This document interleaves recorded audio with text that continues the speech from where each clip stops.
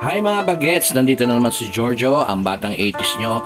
At ngayon ay gagawa tayo ng famous at trending na parisan ni Diwata. Ayan. Siguro twice ako napunta pero hindi ako nakakain dahil sa sobrang pila niya. Kaya syempre, bilang marunong magluto, curious ako kung anong lasa ng mga hinahain niya. Ayan. Since marunong akong magluto, take note ha, marunong, hindi ko sinasabing magaling. Pero masarap naman. So ang gagawin natin ay i-remake natin ang kanyang Pares Overload na ang laman ay chicharong bulaklak at saka lechong kawali. Lechong kawali tsaka chicharong bulaklak. Lasa, totoo. Lasa niya. O mga bagets, take note ha, ang point of view ng remake ko na pares gusto ko malaman ko ano ang mas masarap, kung pares beef o pares na lechong kawali na may chicharong bulaklak. Yun lang yun, hindi natin pag-uusapan ang lasa ni Diwata na pares. Okay? Let's go! Tirahin na natin to! Ayan na nga, pinakulo ko na yung aking chicharong bulaklak at saka yung pang lechong kawali. Since na ito ang aking gagawing sabaw, nilagay na ko na yung bawang sibuyas at yung ibang ingredients. Tsaka ito nilagyan ko ng celery. Ayan, yung iba kasi mga pararap na pares may mga celery. At ito lalagyan natin siya ng yellow beans. Kali kasi magkaiba yung timpla dun sa original pares at saka sa basic na parisan lang. Ayan, so basic lang to. Yun ang gagawin natin. Okay, after 45 days, malambot na itong ating lechong kawali. Hanguin na natin. Ayan. So magpapakulo kayo ng lechong kawali, 45 minutes lang. Huwag niyong i-overcook. Huwag naman kulang. Ito maganda to. Tignan nyo mamaya kalalabasan ng loob niya mismo. Makikita nyo. Okay? Since sabaw na lang yun, lalagay natin itong yellow beans. Halo na natin. Tapos mamaya naman yung ibang ingredients. Okay dok, after 1 hour okay na itong chicharong bulaklak. Usually pinahayaan lang kutong kumulo hanggang matuyo magmantika siya tapos sabay prito na, pero sayang ng gas. So ito kunin natin ang mantika at ito yung ipagpiprito natin, and then itong sabaw lagyan natin siya konti doon. Okay, at syempre isabay na rin natin, ayusin natin yung magiging sabaw natin. Mamaya titimpla natin, alisin natin yung mga pinaglalagay ko para pino ang ating sabaw. Ayan, ready na sila. At ito, ituturbo ko ng ating lechong kawali na 45 minutes. At ready na nating ating fried rice. Since kay Diwata is plain rice lang, syempre upgrade naman natin kasi sa bahay naman to. Lutong bahay naman. Pero wag naman basic na fried rice na pangkato na toyo lang. Lagyan naman natin ng itlog at saka chorizo. Para naman medyo malapit sa katotohanan sa original pares. Ay siya nga pala mga bagets, no? Info lang, no? Habang nagpa-fried rice tayo. Kung batang 80s ka, alam mo itong mga story na to. Ang original talaga ng pares is Jonas.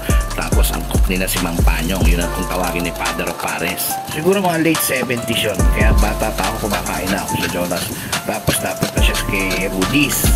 And then, dyan na sa huli, sa original Pares. Kaya kung batang retiro ka, alam mo tunay na lasa ng original Pares na luto ni Mang Panyong. Ayan, nilagyan ko na siya ng patis, itong pampalat ko, tsaka medyo pampamoy. Kaya na ako magsangad. At syempre, lagyan natin ng toyo. Huwag yung toyo ng misis ko kasi masyadong matapang yun. Konti lang, konting toyo. Bali, pampakulay mo lang naman siya medyo mag-brown. Pangit naman masyadong dark. Ganon. Alam niyo, marami-rami na rin ako nakainan ng parisan. Pero para sa akin, Jonas pa rin. Kasi iba na talaga yung lasa, yung original Pares sa Retiro. Iba yung lasa sa Mang Panyong, hindi ganun katamis. Okay dok, maluluto ng ating silangan. Konting mekos-mekos na lang. Ayan, nagbuhaghag na siya at aamoy ko na. At syempre, hindi na siya naninikit. May sikreto dyan para hindi manikit ang silangan mo. O ayan may exhibition pa. Kaya kung merong Diwata Pares Overload, kaya ito naman sa akin Anito Pares Overload. Yeah.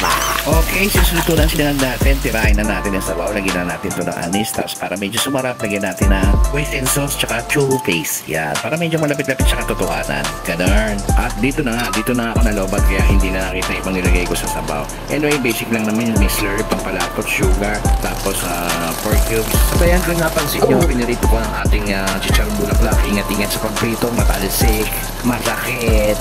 At after ko nga maprito ang chicharong bulaklak at natapos na rin na iturbo ang lechong kawali, ito i-dinipray ko yung balat lang para mas lalong crispy at saka para siyang mabula, bubbly, ganyan no. Ayan ang kalalabasan niya. Ayan no, para siyang chicharon, di ba? Ito yung galing sa turbo, ganyan pa lang siya. Tapos pag dinipray mo siya, yun para siyang chicharon kalalabasan. Huwag nyo isasagad, nakahang lang siya para maganda yung kalalabasan. Yung iba kasi pinaliliguan sa mantika hindi maganda kinalalabasan, hindi katulad nitong deep fry. Yan, o tignan nyo, di ba? Ang ganda, ang lutong tignan, yummy, di ba? At ito na nga ang ating finished product. Sound check, 1, 2, 1, 2. Ayan. Ayan na ang ating lechong kawali. At the same time, ang ating chicharon bulaklak. So, ang gawin natin, chopin na natin to. Ayan. Okay, ready na natin ang Anito Pares Overload. Mapapacheckin ka sa sarap. Yeah. So dito nyo makikita kung gaano kaganda ang 45 minutes lang. Kumbaga sana sa crunchy in the outside, juicy in the inside. Yun ang kalalabasan ng lechong manok. Ay, lechong manok. Lechong kawali mo. Sorry. O ayan, diba guys? Kita nyo. Nasa labas malutong at sa loob maputi at mukhang juicy. Check, niloloko ko lang yung boses ko. Diretso lang talaga to.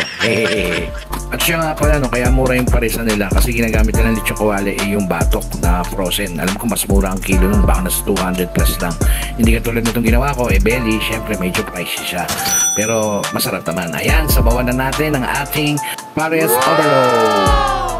Okay, since natikman ko na siya, Judgment Day. Well, para sa akin, okay naman ang lasa. Masarap din pala ang pares na lechon kawali at chicharon bulaklak. Especially kung mahilig ka sa mga malulutong. Ayun, pero para sa akin, mas the best pa rin ang beef pares. Lalo na sa mga original na paresan. Pero masarap siya kasi luto ko. Char! Okay, ayun ang aking overload pares na remake. Thank you sa panonood. Until next time, ciao!